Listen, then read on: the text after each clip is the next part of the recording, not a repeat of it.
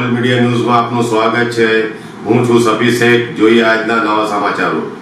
વડાપ્રધાન નરેન્દ્ર મોદી 5 જૂન એટલે કે આજે દક્ષિણ ગુજરાતને 1063 કરોડથી વધુના જીઆઈડીસી પ્રોજેક્ટની ભેટ આપશે, જેમાં ભરૂચ જિલ્લામાં 894 કરોડથી વધુના 6 પ્રોજેક્ટ અને વલસાડ જિલ્લામાં 169 કરોડથી વધુના 2 પ્રોજેક્ટનું લોકાર્પણ કરવામાં આવશે।